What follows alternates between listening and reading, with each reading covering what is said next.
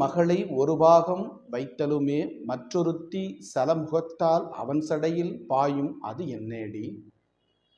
சலமுகத்தால் அவன் சடையில் பாய்ந்திலனேல் தரணியெல்லாம் பில முகத்தே புகபாய்ந்து பெருங்கடாம் பெருங்கேடாம் சாழலோ. ஒருத்தியை தன்னுடைய உடலில் பாதியை கொடுத்து விட்டான் பார்வதிக்கு.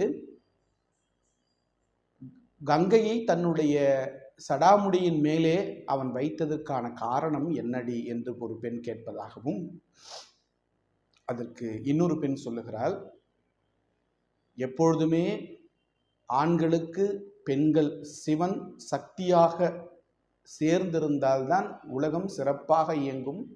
ஆகவே ஒவ்வொரு ஆணும் ஒவ்வொரு பெண்ணும் என்னில் பாதி அவன் அவளில் பாதி நான் என்பதை உணர்த்துவதற்காக அப்படி இருந்தார். அதாவது ஒரு